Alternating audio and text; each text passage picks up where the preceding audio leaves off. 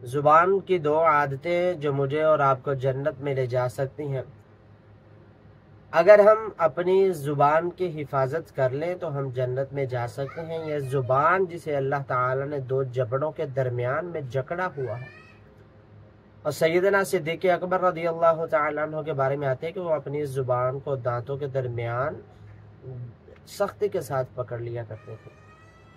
تو ہم نے اپنی زبان کی حفاظت کرنی ہے۔ ایک بندہ آیا اللہ کے رسول صلی اللہ علیہ وسلم، فلاں محلے کی فلاں قبیلے کی عورت ہے، اس کا لب و لہجہ اخلاق اس قدر اعلیٰ ہے، بہت نرمی کے ساتھ، بہت اچھے رویے کے ساتھ دوسروں کے ساتھ پیش آتی ہے، لاجواب ہے، اور نیکیاں بہت کام کرتی ہے۔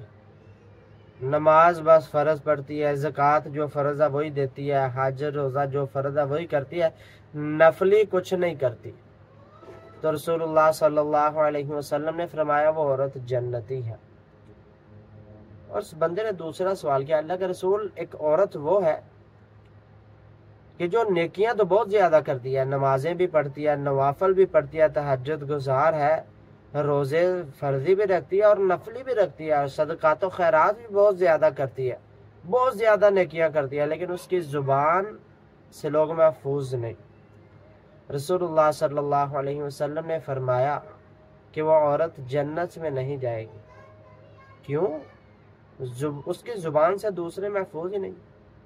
اور ایک حدیث میں آتا ہے، آپ نے فرمایا مسلمان وہ بندہ ہے جس کے ہاتھ اور زبان سے دوسرے محفوظ ہوں۔ آج میرے اور آپ کے لیے لمحہ فکریہ یہ ہے، کیا ہماری زبان سے دوسرے محفوظ ہیں؟ کچھ لوگ تو ایسے ہوتے ہیں کہ جب وہ بولتے ہیں تو لوگ کہتے ہیں مردہ بولے کفن پاڑے، جب بھی بولتے ہیں تو اس طرح کا برا بولتے ہیں۔ اور کچھ لوگ تو اپنی زبان کے ساتھ تیر برساتے ہیں، جو لوگوں کے دلوں میں تیر سے بھی زیادہ سختی سے جا کے لگتے ہیں۔ اٹھائے ہوئے قدموں کے نشان تو مٹ جاتے ہیں، لیکن یہ زبان کے الفاظ نہیں مٹتے۔ اپنی زبان کا صحیح استعمال کرو، اس کی حفاظت کرو۔ 100 بار تولو اور 1 بار بولو، یہی کہاوت ہے۔ تو ہم تو بنا سوچے جو زبان پہ آتا ہے بول دیتے۔ ہم تو صحابہ کرام کی طرح، اپنے اسلاف کی طرح خاموشی نہیں رکھتے، جبکہ رسول اللہ صلی اللہ علیہ وسلم نے فرمایا من صمت نجا، جو بندہ خاموش رہا وہ کامیاب ہوا۔ تو خاموشی میں نجات ہے، ضروری نہیں ہے کہ ہر بات کا جواب دینا ہو۔ تو ہمیں اپنی زبان کی حفاظت کرنی ہے، اور ہم نے آج بیٹھ کے سوچنا ہے، اکیلے بیٹھ کے سوچنا ہے کہ ہماری زبان سے دوسرے محفوظ ہیں۔ اگر نہیں محفوظ تو کیوں؟ ہم اس گناہ کی وجہ سے، زبان کی اس چھوٹی سی زبان کی عادت کی وجہ سے ہم جہنم کا ایندھن بن جائیں گے۔ دوسری عادت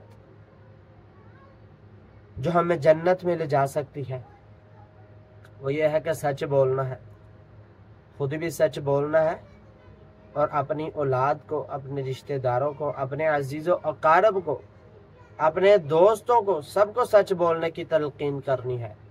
اللہ تعالیٰ فرماتے ہیں یا ایھا الذین آمنوا اتقوا اللہ وقولوا قولا سدیدا، اے ایمان والو سچ بولو، سیدھی سچی بات کہو۔ تو آپ نے سیدھی سچی بات کرنی ہے۔ ایمان والوں کو اللہ تعالیٰ کہہ رہے ہیں کہ آپ نے سیدھی سچی بات کرنی ہے، کیوں؟ اس میں برکت ہے۔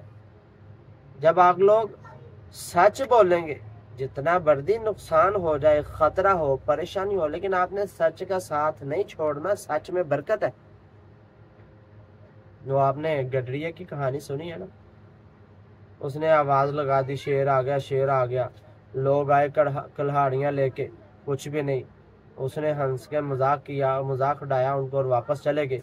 دوسری مرتبہ پھر ایسے ہی کیا، شیر آیا، شیر آیا، لوگوں نے آ کے دیکھا کچھ بھی نہیں ہے۔ تیسری مرتبہ پھر اس نے آواز لگائی تو سچ مچ کا شیر آیا، لیکن لوگ نہیں آئے۔ یہ تو مذاق اڑا رہا ہے ہمارا، یہ لوگوں کو پریشان کر رہا ہے۔ جھوٹ کے اندر برکت نہیں ہے، سچ کے اندر برکت ہے۔ جو بندہ سچ بولتا ہے، بولتا رہتا ہے، سچ نیکی ہے نا، تو نیکی بندے کو جنت میں لے جاتی ہے۔ جو بندہ سچ بولتا رہتا ہے، اللہ تعالیٰ اس بندے کو سچوں میں لکھ دیتا ہے۔